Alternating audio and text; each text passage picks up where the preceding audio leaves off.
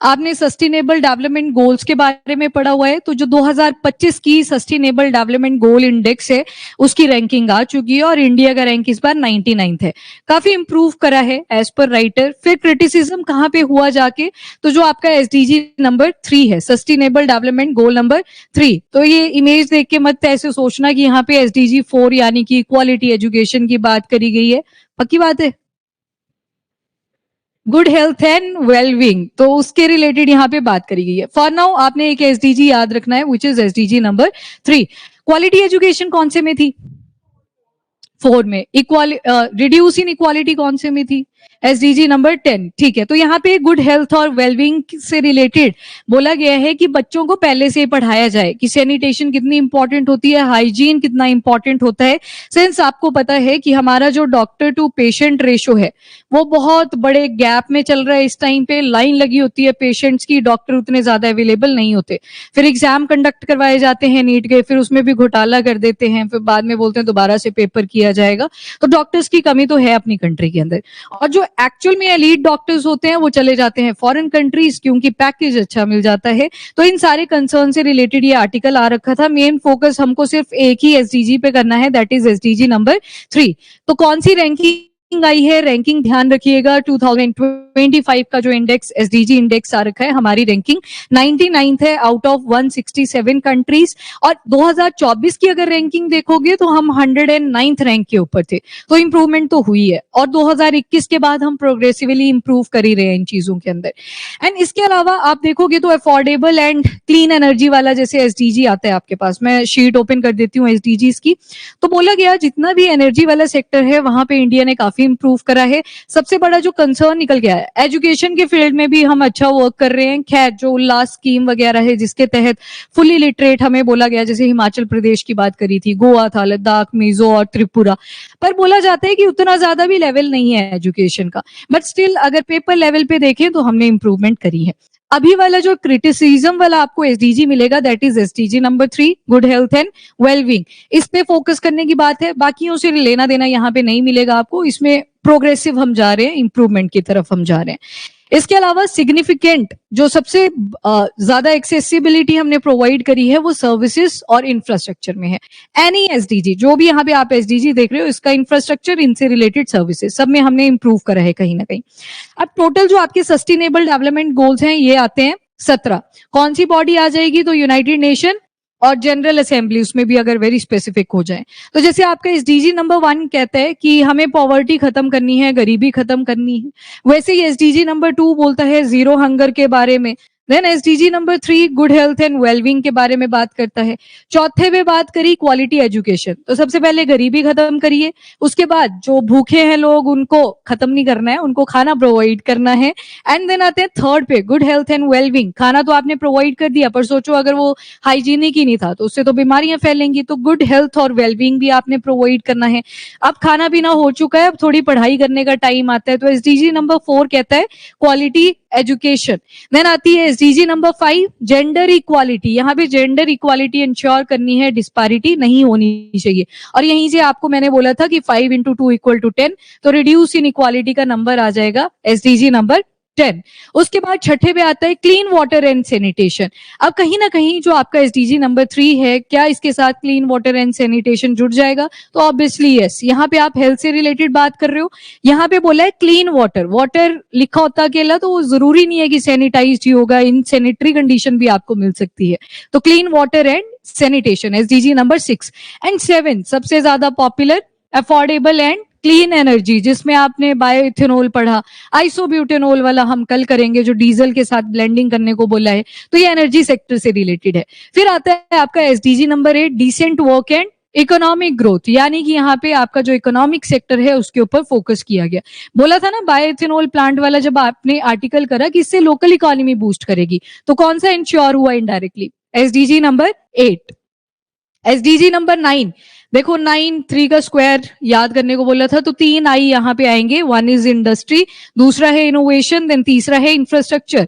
अब देखो SDG number 9 के अंदर इनोवेशन के बारे में बात करी गई है, और आपने एक दिन पढ़ा ग्लोबल इनोवेशन इंडेक्स, तो कौन सी रैंकिंग थी इंडिया की? 38। तो इंपॉर्टेंट हो जाता है और यहाँ पे एसडीजी भी इंश्योर हो जाता है। उसके बाद एसडीजी 10 हो गया, रिड्यूस इनइक्वालिटी। अब देखो 1-1 लिखा है तो जो आपके ऑब्जेक्टिव्स है उसी से ये स्टार्ट होगा, सस्टेनेबल सिटीज एंड कम्युनिटीज, जो एसडीजी नंबर 11 है। देन आता है एसडीजी नंबर 12, रिस्पॉन्सिबल तरीके से कंजप्शन होनी चाहिए, प्रोडक्शन उस हिसाब से होनी चाहिए, क्योंकि हमारी जो अर्थ है उसके ऊपर रिसोर्सेज लिमिटेड होते हैं, पर पॉपुलेशन तो बढ़ती रहती है पर रिसोर्सेज लिमिटेड है। देन एसडीजी नंबर 13, इस बार का जो इंटरनेशनल ईयर है वो भी तो इसी से एसोसिएटेड है। कौन सा था? International year of glacier, cooperatives और क्वांटम टेक। उसको भी किसने डेजिग्नेट करा होता है? यूनाइटेड नेशन जनरल असेंबली ने ही।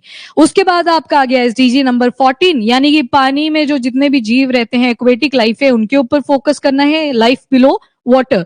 उसके बाद आ गया जमीन के ऊपर जो स्पीशी रह रही हैं उनके ऊपर भी फोकस करना है, SDG number 15, life on land. और एसडीजी नंबर 16, ये पीस, जस्टिस और जो इंस्टीट्यूशन है वो स्ट्रांग होने चाहिए। जैसे वर्ल्ड ट्रेड ऑर्गेनाइजेशन एक बार न्यूज में आया था तो उसको बोला था कि आज के टाइम पे जो इनका एक्चुअल में पर्पस था कि जो ट्रेड के ऊपर कस्टम ड्यूटीज लगती हैं, इंपोर्ट एक्सपोर्ट, उनके ऊपर चेक रखने का था, ये भटक चुके हैं रास्ते से, तो इनको दोबारा से वापिस आना पड़ेगा। कौन सा इंश्योर हुआ? SDG number 16। आपने इंस्टीट्यूशन बना दिया पर उसके अंदर स्ट्रेंथ ही नहीं है, कोई आपकी बात ही नहीं सुन रहे, तो यहां से एसडीजी नंबर 16 याद रखिएगा, स्ट्रॉन्ग इंस्टीट्यूशन की बात करता है। और 17 किसके बारे में बात करता है? पार्टनरशिप, कि अगर आपसे अकेले से कोई काम नहीं हो रहा है तो क्या करिए, जो आपके आसपास कंट्रीज हैं जो इस फील्ड के अंदर अच्छी इमर्ज हुई हैं उनसे कुछ लेसन लीजिए। जैसे आपने बायोइथेनॉल के केस में देखा, हमने फिनलैंड के साथ ज्वाइंट वेंचर करा। आज वाले जो आर्टिकल में आप पढ़ोगे एसडीजी नंबर 3, यहाँ पे लेसन्स बताए हैं, जैसे फिनलैंड, जैसे फ्रॉम द जापान, कि इन्होंने क्या क्या स्टेप्स इंप्लीमेंट करे जिसकी वजह से जापान के अंदर लाइफ एक्सपेक्टेंसी जो है वो इंक्रीज हुई और फिनलैंड के अंदर जो कार्डियोवेस्कुलर यानी कि हार्ट से रिलेटेड प्रॉब्लम्स बढ़ रही थी वो रिड्यूस करी। तो उन्होंने क्या स्टेप्स लिए वो इंडिया में भी इम्पोज करने चाहिए। अब देखो जितने भी नए स्टूडेंट्स हैं उनको मैं पहले बता दूं, ये जो 17 गोल्स होते हैं एक दिन में आपको याद नहीं होते, तो इसमें हमेशा आपको शुरू से चलना होता है, 2-2 एसडीजीज याद करते चलो। जैसे आज के लिए आप SDG number 1 no poverty and SDG number 2 zero hunger याद कर लीजिए। थोड़ी सी खुद रिस्पॉन्सिबिलिटी रखनी होती है इसमें कि दिन के 2 देखने हैं मुझे, एक साथ याद करोगे तो नंबर नहीं याद रहते इस केस में, ठीक है? हाँ जी ठीक है, ऑनलाइन ओके। अब ये जो एसडीजीज थे इससे पहले 2000 में मिलेनियम डेवलपमेंट गोल्स आए थे, सिंस ये 2015 में एक्सपायर हो चुके हैं, इसके बाद जो लेटेस्ट वर्जन आया था वो सस्टेनेबल डेवलपमेंट गोल्स का था। अब अगर थोड़ा सा कंपेयर करोगे ना तो वही है गोल्स, यहाँ पे थोड़ा और ज्यादा मॉडिफाई कर दिया, क्लाइमेट के ऊपर, एनवायरमेंट के ऊपर आप ज्यादा फोकस करोगे, एनर्जी सेक्टर पे ज्यादा फोकस करोगे, मतलब टाइम के हिसाब से जैसे चीजें बदलती हैं, चैलेंजेस आते हैं, उनके ऊपर फोकस करोगे। ये देखो एसडीजी 1 आपने पढ़ा ना, नो पॉवर्टी, यहाँ पे पॉवर्टी और हंगर एक साथ ही था, जबकि जीरो हंगर एसडीजी के केस में आपने नंबर 2 पे पढ़ा। तो मतलब ये पहले 8 थे, 8 के बाद इनको कर दिया टोटल 17, मतलब और ज्यादा एक्सपांड आपने कर दिया। इनको अभी के लिए लर्न करने की जरूरत नहीं है, जो नेट वगैरह का पेपर देते हैं तो उसमें पूछा जाता है ये, बाकी और एग्जाम्स अब इसको बहुत कम पूछते हैं। आ जाइए एसडीजी नंबर के बात कर लेते हैं। अब इसमें टोटल आपने देखा 17 गोल्स है टोटल। अब इनमें भी छोटे छोटे सेक्शंस बनाए होते हैं, जैसे 1 के अंदर ए क्लॉज करके लिख दिया तो उसमें भी छोटे छोटे टारगेट्स हमने सेट करे होते हैं, तो 169 टारगेट्स मिलेंगे। अब इसके अंदर भी रोमन्स में अगर लिख दिया तो उसके तहत कितने मिल जाएंगे आपको? लगभग 304 इंडिकेटर। पहले गोल्स है, फिर इंडिकेटर, सॉरी पहले गोल्स हैं, फिर टारगेट्स हैं, फिर इंडिकेटर्स हैं। इंडिकेटर में गाइडलाइंस आपको मिल जाती है कि अगर नो पॉवर्टी आपने अचीव करना है तो क्या क्या स्टेप्स आप फॉलो अप कर सकते हो। फिर आप करते हो ना ऐसे कि एक पॉलिटी की बुक है तो उसको चैप्टर वाइज आपने डिवाइड कर दिया हुआ है। क्यों करे चैप्टर वाइज? ताकि आप टारगेट सेट कर सको कि मुझे आज इतना चैप्टर कंप्लीट करना है। तो वही चीज यहाँ पे भी सेम इम्पोज करी है। और मेन फोकस किस चीज पे है? तो इक्विटेबल नेचर के ऊपर, यानी कि जितने भी वल्नरेबल सेक्शन है पहले उन पे फोकस करिए, देन आप मेन स्ट्रीम के साथ जब उनको जोड़ दोगे तो सभी के ऊपर साथ में ही फोकस होगा, इक्वालिटी खुद ही इंश्योर हो जाएगी। अब ये जो एसडीजीज थे इनको मिलेनियम डेवलपमेंट गोल्स के बाद में ही लाया गया था 2015 में, जब इनकी, अब देखो ये टारगेट भी हमने अचीव नहीं करे थे, हमने क्या किसी भी डेवलप नेशन ने भी अचीव नहीं करे थे। पर अगर डेवलप नेशन का डेटा आज आप कंपेयर करोगे डेवलपिंग कंट्रीज के साथ तो आप देखोगे कि डेवलप नेशन काफी सिग्निफिकेंटली ग्रो कर चुके हैं। अभी एग्जांपल्स आएंगे आगे। अब यहाँ पे बोला है कि यूनिवर्सल हेल्थ अप्रोच हमको अपनाने की जरूरत है। अब इस यूनिवर्सल हेल्थ अप्रोच के अंदर क्या होगा तो अपकमिंग जो स्लाइड्स होंगी उसमें आपको पता लग जाएगा। सबसे पहले तो एसडीजी नंबर 3 क्या कहता है? Good health and wellbeing. तो मतलब हेल्थ ओरिएंटेड बातें हम यहाँ पे करेंगे। नंबर 1 जो चैलेंज है वो आपने देख लिया, विच इज डॉक्टर्स और पेशेंट का रेशो। आपको डॉक्टर्स का नंबर बहुत कम मिलेगा। रूरल एरियाज में जाओगे, वहां पे आप सुनोगे डेंटिस्ट के पास जाना, डेंटिस्ट पिछले साल से वो सीट खाली थी, अगले साल भी आपको खाली मिलती है, उसके अगले साल जाओगे तो बोलेंगे डॉक्टर तो आ गए हैं पर हमारे पास प्रॉपर इक्विपमेंट्स नहीं है, कि आपकी रूट कैनाल अगर करनी है तो इक्विपमेंट्स ही अवेलेबल नहीं होते हैं। तो रूरल एरियाज में सबसे ज्यादा एक्सेसिबिलिटी रिलेटेड प्रॉब्लम आपको फेस करती हुई दिखेगी। अभी तो कुछ नहीं है, अभी तो आपको सोचने में लग रहा होगा कि प्राइवेट हॉस्पिटल भी तो है, पर मेजोरिटी जो चंक है हमारी कंट्री का वो जा ही नहीं सकते प्राइवेट हॉस्पिटल्स में, क्योंकि कॉस्टिंग ही बहुत ज्यादा हो जाती है। तो प्रेफरेबल पीजीआई में देखना, सुबह से लाइन लग जाती है, जो पर्ची कटती है वो लगती है 9 बजे कटती है, आई थिंक, हाँ 9 से 10 बजे तक कटती है। उसके पहले लोग 4 बजे आके वहां पे बैठ गए होते हैं, और सोचो ऊपर से गलत लाइन में अगर बैठ गए तो लोग कोई नहीं देते आपको आगे आने, फिर बोलते हैं जाओ पीछे दोबारा से। तो ये इश्यूज आते हैं कब, जब जो हेल्थ कॉस्ट है वो ज्यादा होता है प्राइवेट वाले सेक्टर के अंदर। तो इंडिया जो है अगर एसडीजी नंबर 3 के टर्म में देखें तो यहाँ पे अपने टारगेट्स बिल्कुल भी मीटअप नहीं कर पाया है। तो सबसे जो क्रिटिसाइज हुआ है इस बार point, that is SDG number 3। अब एग्जाम्पल्स देखना, वेरी इंपॉर्टेंट, ये आपके इंडियन सोसाइटी में जब इश्यूज रिलेटेड टू हेल्थ वाला कोई भी क्वेश्चन आता है उसमें आप यूज कर सकते हो, या फिर मेटर्नल इन्फांट बच्चे और मम्मी से रिलेटेड कोई आर्टिकल आता है वहां पे भी इसको यूज किया जा सकता है। नंबर 1 एमएमआर, मेटर्नल यानी कि मदर की बात करी गई है, मॉर्टेलिटी यानी कि डेथ रेट की बात करी गई है, और रेशो कितना है तो 1 लाख यहाँ पे औरतें उठाई गई, और उनमें से जो 97 है उनकी अभी भी डेथ देखने को मिलती है ड्यूरिंग दियर प्रेगनेंसी पीरियड, या जब बच्चे को डिलीवर करा जाता है। तो एमएमआर रेट हमने खैर सेट कितना करा था कि हम इसको 70 तक रिड्यूस करके लाएंगे, पर अभी कहाँ पहुंच पाए हैं 97। लाइव बर्ड्स कितने 1 लाख, इसमें से सिर्फ अभी तक हम देख रहे हैं कि 70 का टारगेट अचीव नहीं कर पाए, अभी भी वो 97 के ऊपर है। तो एमएमआर वाला इंपॉर्टेंट पॉइंट है। अब अंडर 5 मोर्टेलिटी रेट, यानी कि ऐसे बच्चे जिनकी उम्र 5 से कम की है, अब उसका मोर्टेलिटी रेट देखो तो 1000 लाइव बर्थ इतने टोटल हमने एक सेट कर लिया, और इसमें से 32 अभी भी आप देखोगे तो 5 साल से उम्र के जो कम बच्चे हैं उनकी अभी भी डेथ देखने को मिलती है, 32 है। डेवलप ने टारगेट हमने कितना रखा था इंडिया ने, तो 25 रखा हुआ था, पर वहीं पे डेवलप नेशन के अंदर ये केस आप देखोगे तो वहां पे ये 2 to 6 आ चुके हैं, यानी कि 1000 में से सिर्फ 2 या 6 केसेस उनको देखने को मिलते हैं। पर इंडिया के केस में अभी भी ये नंबर 32 पे है। टारगेट हमने कितना सेट करा था कि इसको कहां पे लेके आएंगे 25 तक, तो ये भी हमें क्रिटिसिज्म फेस करने को मिला। इसके अलावा लाइफ एक्सपेक्टेंसी, अब देखो लाइफ एक्सपेक्टेंसी जीने का जो दर है वो खुद ही बढ़ जाएगा अगर हेल्थ केयर सेक्टर अच्छा होगा, हेल्दी लाइफस्टाइल होगा, सैनिटरी कंडीशन वाला आपको फूड अवेलेबल होगा। तो यहाँ पे हमारे केस में 70 इयर्स है, पर हमने जो टारगेट सेट करा था वो 73.63 इयर्स रखा हुआ था।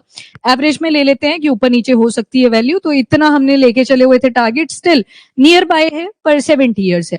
अब लाइफ एक्सपेक्टेंसी एक तरफ से अच्छी भी होती है, सोचो अगर इंसान का जो लाइफ एक्सपेक्टेंसी रेट है, जो बोला भी गया है कि 120 इयर्स प्लस भी हो सकता है एक टाइम पे आके, तो उससे तो रिसोर्सेज के ऊपर दोबारा से बर्डन पड़ेगा, क्योंकि जो एल्डर पीपल होते हैं, बेशक जिनको तो पेंशन मिल रही है उनका चलता रहता है, बाकी को एज अ बर्डन कंसीडर करा जाता है रिसोर्सेज पर। मैं रिसोर्सेज के पर्सपेक्टिव से बोल रही हूँ। खैर यहाँ पे हमने 73.63 इयर्स का टारगेट रखा था, हम 70 इयर्स तक पहुंच पाए।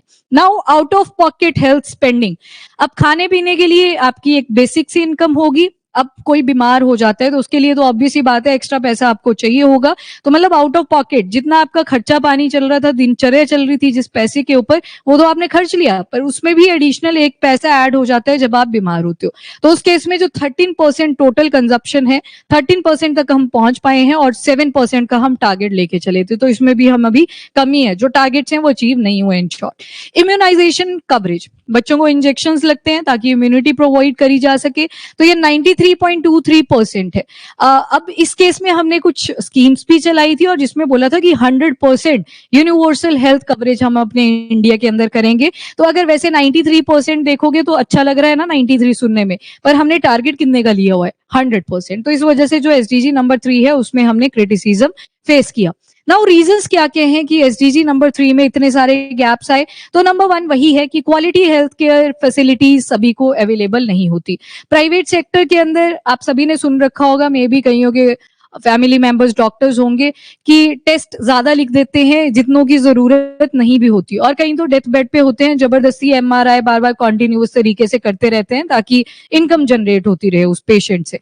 तो जो क्वालिटी हेल्थ केयर है वो तो अभी तक एक्सेसिबल है ही नहीं सभी को। ऊपर से non economic factor, non economic factor का मतलब है कि जो न्यूट्रिशन इंसान खुद भी ले सकता था, बाद में वो कमी होती रहेगी, डेफिशिएंसी बॉडी के अंदर क्रिएट होती होगी, बाद में जाके वो बीमारी में कन्वर्ट होगी। तो poor nutrition, hygiene, sanitation, unhealthy lifestyle, ये जो पेशेंट होता है, मतलब जो फ्यूचर में पेशेंट बनता है, कोई इंसान अपने एंड से भी इसको ठीक कर सकता था, पर ये चीजें अवेलेबल ही नहीं थी, जिस वजह से आगे चल के आपको बीमारियों का रेट और ज्यादा इंक्रीज होता हुआ दिखाई देगा। देन कुछ आती है cultural practices and stigma around physical and mental health.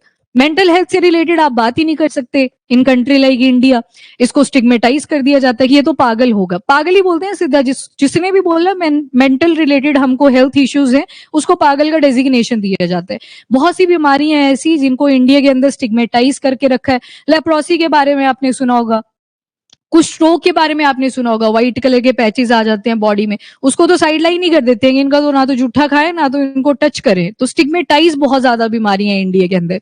Then lack of awareness, बहुत से लोगों को, बहुत सी कम्युनिटीज में पता ही नहीं है कि क्या क्या स्कीम्स गवर्नमेंट के एंड से हेल्थ केयर सेक्टर के लिए चलाई गई हैं, तो वहां पे भी एक सेटबैक हमको लगता है। अब जितने भी रूरल एरियाज हैं या फिर जहां पे भी पुअर कंडीशन है, लाइफस्टाइल अच्छा नहीं है, हाइजीन प्रॉपर नहीं है, फूड की अवेलेबिलिटी नहीं है, या फिर न्यूट्रिशन प्रॉपर नहीं मिल रहा है, वहां पे आपको ये कॉमन सी प्रॉब्लम बच्चों के अंदर देखने को मिलती है। जैसे हर एक एज, वेट और उनकी हाइट स्टैंडर्डाइज करी जाती है कि आपकी इतनी उम्र है तो लगभग इतनी हाइट तो होनी चाहिए, इतनी हाइट के हिसाब से आपका इतना वजन तो होना चाहिए। तो ये वर्ल्ड हेल्थ ऑर्गेनाइजेशन ने एक पैरामीटर सा सेट करा है कि 3 कंडीशंस पुअर न्यूट्रिशन की वजह से, जहां पे सैनिटेशन नहीं है, जहां पे लाइफस्टाइल अच्छा नहीं है, ये वाली कंडीशन आपको बच्चों के अंदर देखने को मिल सकती है। नंबर 1 आता है आपका वेस्टिंग, मतलब हाइट के हिसाब से जो वजन होगा पर्सन का या बच्चे का वो कम रहेगा, wasting. Low weight for height, जितनी हाइट है उसके हिसाब से वजन कम है। दूसरा आता है स्टंटिंग, एज के हिसाब से जो हाइट है वो कम है। तो स्टंटिंग का मतलब है आपकी एज तो बढ़ चुकी है पर हाइट उस पैरामीटर के साथ नहीं है। देन थर्ड कंडीशन आता है अंडरवेट, यानी कि आपकी उम्र के हिसाब से जो वजन है वो बढ़ ही नहीं रहा है, अभी तक कम है। अब कहीं बोलेंगे कि कईयों का तो मेटाबॉलिज्म ही फास्ट होता है, जैसे बचपन में पतले से होते हैं आगे भी वैसे पतले रहते हैं। सुना होगा आपने कि कितना ही मर्जी खाओ पर लगता नहीं है, वो मेटाबॉलिक फैक्टर आते हैं। नंबर 2, अब सबकी हाइट तो 5 फीट की नहीं होगी, सबकी 6 फीट की भी नहीं होगी, इसके बीच में एवरेज सी निकल के आती है, एवरेज लगभग सारे उसमें काउंट हो जाते हैं। अब यहाँ पे जेनेटिक्स भी इंपॉर्टेंट रोल प्ले करता है। पर ये जो टर्म्स दी गई थी पुअर न्यूट्रिशन के बेसिस पे दी गई थी, जिनको खाना वगैरह प्रॉपर्ली अवेलेबल कभी हुआ ही नहीं, जो उस लाइफस्टाइल में रह ही नहीं पाए, ये उनके लिए टर्मिनोलॉजीज थी हैं। इसमें जेनेटिक्स का कोई लेना देना नहीं है। यहाँ पे सबसे इंपॉर्टेंट जो रोल प्ले कर रहा है वो है कि lack of food availability, food ही अवेलेबल नहीं था, न्यूट्रिशन उन बच्चों के लिए अवेलेबल नहीं था, जिस वजह से ये वेस्टिंग, स्टंटिंग और अंडरवेट के केसेस देखने को मिले। तो ये पुअर न्यूट्रिशन से रिलेटेड था, ये ध्यान रखिएगा, यहाँ पे जेनेटिक्स का कोई इंपॉर्टेंट रोल नहीं है। देन अब जो राइटर ने यहाँ पे प्रोग्रेसिव स्टेप्स बताए हैं, तो number 1 is universal health insurance. अब कईयों ने तो मेडिकल इंश्योरेंस परचेज कर लिया होता है, पर उसमें भी आप देखोगे तो 30% ही जनता आएगी इंडिया के केस में, 70% को कोई इंटरेस्ट ही नहीं है, क्योंकि इंश्योरेंस में आपकी सैलरी में से पैसे भी तो कटेंगे, पैसे कोई एक्स्ट्रा देना नहीं चाहता, बस ये सोच के हम चलते हैं आगे कि हम तो कभी बीमार ही नहीं होंगे। पर जब टाइम आता है, बीमारी लगती है, स्पेशली अब यहाँ पे पहले हेल्थ केयर सेक्टर सुन लो। अब हेल्थ केयर सेक्टर के अंदर भी आप 3 कैटेगरीज मेनली देखते हो, 1 इज प्राइमरी, दूसरी है सेकेंडरी और तीसरी आएगी टर्शरी। प्राइमरी में मतलब आपको जुकाम वगैरह लगा, आप जाए ओपीडी तक, वहां पे थोड़े से आपको एंटीबायोटिक्स दे दिए, एंटीपायरेटिक दे दिया, आप आगे वापस से। तो मतलब यहाँ पे डॉक्टर की जो स्पेशलाइजेशन है वो उतनी ज्यादा मैटर नहीं करती है। पर प्राइमरी सेक्टर के बाद सेकेंडरी सेक्टर आया, यहाँ पे आपको स्पेशलिस्ट की जरूरत पड़ेगी। फॉर एग्जाम्पल कोई लेडी है, नॉर्मल डिलीवरी नहीं हो पा रही है, तो अब उनको क्या करना पड़ेगा, सिजेरियन के लिए ऑप्ट करना पड़ेगा, तो वहां पे डॉक्टर की क्या लगेगी, स्पेशलाइजेशन लगेगी, पैसा आगे आगे देखोगे बढ़ता जाएगा। देन आते हैं टर्शरी सेक्टर। अब यहाँ पे टर्शरी सेक्टर में चाहिए होंगे आपको सुपर स्पेशलिस्ट, सुपर स्पेशलिस्ट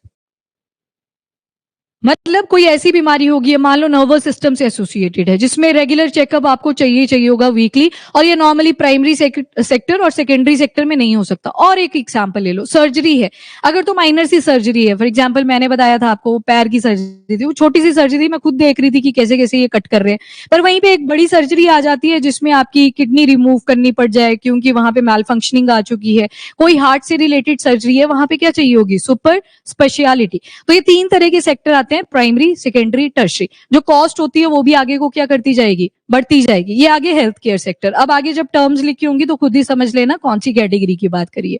तो यूनिवर्सल हेल्थ इंश्योरेंस बोलते हैं, पहले केस में तो इंश्योरेंस की जरूरत नहीं पड़ती, सेकेंडरी वाले में भी नहीं पड़ती है, थर्ड वाला जब केस आता है यहाँ पे सबसे ज्यादा पैसा लगता है, कैंसर वाली कंडीशन बन जाती है, वो भी कौन सी सेक्टर में आ जाएगा, आपका टर्शरी वाले हेल्थ केयर सेक्टर के अंदर। तो यहाँ पे अब पैसे की कॉस्टिंग ज्यादा लगती है। जिनके पास इंश्योरेंस होता है उनकी इंश्योरेंस कंपनी पे कर देगी क्योंकि उन्होंने हर साल पैसा वहां पे भरा हुआ था, पर मेजोरिटी ऑफ द इंडिया की जो पॉपुलेशन है वहां पे इंश्योरेंस का कोई कॉन्सेप्ट ही नहीं है। एक तो अवेयरनेस नहीं है, प्लस दूसरा उतने ज्यादा पैसे की अवेलेबिलिटी नहीं है। तो यहाँ पे पहला फोकस करने को बोला है कि इंश्योरेंस प्रोवाइड करे जाए। कैटास्ट्रॉफिक हेल्थ केयर कॉस्ट, मतलब फाइनेंशियल टॉक्सिसिटी बहुत सी फैमिलीज फेस करती हैं जब भी कोई पर्सन उनकी फैमिली में बीमार होता है। प्रमोट इक्विटेबल एक्सेस, इसको वर्ल्ड बैंक फाइंडिंग भी सपोर्ट करती है कि इक्विटेबल तरीके से हमको इंश्योरेंस भी प्रोवाइड करना चाहिए। Next is strengthen primary health care sector, वो जो शुरू में छोटी छोटी बीमारियां लगती हैं तभी प्रॉपर ट्रीटमेंट हो जाए। फॉर एग्जाम्पल जैसे किसी को जुकाम होता है तो हम 1-2 एंटीबायोटिक्स खाते हैं, छोड़ देते हैं, पर बोला जाता है ये जितने भी एंटीबायोटिक्स बने होते हैं ये कोर्स ड्यूरेशन के साथ बने होते हैं, आपको खाने पड़ते हैं एक चेन के अंदर, पर हम यहाँ पे रिकमेंडेशन लेते नहीं है। तो पहला focus primary health care sector पे बोला गया है कि यहाँ पे फोकस करिए। दूसरा फोकस करने को बोला है कोऑर्डिनेशन के ऊपर, रूरल अर्बन एरिया। आपने सुना होगा कई बार इमरजेंसी वाली सिचुएशन आती है, रूरल एरियाज में बोल दिया जाता है कि यहाँ पे इनका चेकअप नहीं हो पाएगा, किसी दूसरी जगह पे जाओ। कई बार बीच ट्रेवलिंग टाइम में ही पर्सन की डेथ हो जाती है, तो कोऑर्डिनेशन मेंटेन करने के लिए बोला गया है। जैसे हमारी एम्बुलेंस है, एक दिन याद है आपको कुछ पढ़ा था आपने सेरेबो, ये क्या था, चलो याद है ना, सेरेबो से याद आ गया कि अगर कोई भी ट्रॉमेटिक ब्रेन इंजरी होती है, मान लो किसी का रोड एक्सीडेंट हो जाता है, वहां पे एरिया ऐसा था फॉरेस्टेड एरिया, आसपास कोई हॉस्पिटल नहीं था, अब जो एम्बुलेंस है उसमें कोऑर्डिनेशन मेंटेन करने की जरूरत है, वहां पे सेरेबो का यूज किया जा सकता है क्योंकि एमआरआई मशीन उठा के तो कोई चल नहीं सकता। तो इसमें बोला कोऑर्डिनेशन पे फोकस करने की जरूरत है। वर्ल्ड हेल्थ ऑर्गेनाइजेशन ने 2022 में बोला था अगर हमारा primary health care sector strong होगा तो इसे हम बीमारियों की पहले ही अर्ली डिटेक्शन कर सकते हैं। जैसे कईयों को माउथ के अंदर अगर इन्फेक्शन होता है वो टेम्परेरी भी हो सकता है, क्या पता ओरासोर से ठीक हो जाए, कईयों का वो सवेयर भी हो सकता है, कल को वो अल्सर की फॉर्म ले ले, तो वो पहले ही डिटेक्ट हो जाए तो बेटर आउटकम्स हमें देखने को मिलेंगी। Then digitalization, again digital health tools, कोविड-19 के बाद काफी इसको यूज भी करा गया। याद करो जब टेलीमेडिसिन अवेलेबल करवाई गई, जो डॉक्टर की कंसल्टेशन थी आपको वीडियो कॉल पे अवेलेबल हो रही थी, खैर उसके मिसयूजेस भी बहुत सारे देखने को मिले, पर डिजिटलाइजेशन एक इंपॉर्टेंट की रोल प्ले करने वाला है। बाकी वैक्सीनेशन की ट्रैकिंग भी आप एप्लीकेशंस बनाइए कि बच्चों की प्रॉपर वैक्सीनेशन हुई थी। जैसे स्कूल टाइम में आपको एक वैक्सीनेशन होती है टेटनस की, याद है कितने इंजेक्शन लगे थे, 3 लगते हैं उसके, टोटल 3 होते हैं। 2 कितनों को लगे हैं, 3 लगते हैं, एक 10th क्लास के आसपास लगता है, एक 8th में जैसे लगता है, एक बचपन में लगा होता है 3rd क्लास में। मुझे पता था अगले दिन इंजेक्शन लगेगा, मैं अगले दिन मैंने डिसाइड कर लिया था दादी जा रही है फंक्शन में, मैं भी साथ ही निकल लूंगी। सारे देखे कि आज वैसे तो बड़ी मना करती है कि क्यों जाना है, मैं निकल ली, बाकी सबको इंजेक्शन लगा, मैं बच गई। फिर टीचर डरा रहे थे कि तेरे को ना डिस्पेंसरी जाना पड़ेगा, इंजेक्शन तो लगेगा टेटनस का, पर ऐसा कुछ नहीं हुआ। मैंने बोला मैं हेल्दी हूँ, एज यूजुअल हम सोचते हैं कि हम हेल्दी ही होंगे। चलो ठीक है, तो ये 3 इंजेक्शंस लगते थे। तो वैक्सीनेशन का भी ट्रैक रिकॉर्ड होना चाहिए, मोबाइल एप्स वगैरह जितना भी आपका पोर्टल आप बना सकते हो उनसे related. Health education at school level, अब इसको एग्जाम्पल के साथ शुरू करते हैं। जैसे फिनलैंड की एक स्टोरी बताई है, 1970 से इन्होंने क्या किया कि school based health education provide करनी शुरू करी, न्यूट्रिशन, हाइजीन और लाइफस्टाइल को लेके। आज के टाइम पे आप देखोगे स्कूल के बच्चे जैसे स्कूल से छुट्टी हुई, चलो वही बर्गर खाना है, पिज्जा खाना है, सीधा अनहेल्दी फूड को ज्यादा प्रेफर करते हैं if compare to the healthy. अब हेल्दी फूड खिलाना है तो उनके लिए वो शेप्स वाला क्राइटेरिया आपने देखा होगा, जापानीज कल्चर में ये चीजें ओरिजिन हुई थी कि फ्रूट की शेप्स बना दो, डायनासोर बना दो, कुछ बना दो, बच्चे उसमें इंटरेस्ट लेते हैं। तो मतलब हेल्दी फूड के ऊपर ही क्वेश्चन मार्क क्यों उठता है? बच्चे भी ऐसे ही करते हैं, ये टेस्टी नहीं है, ये वाली चीज ज्यादा टेस्टी है।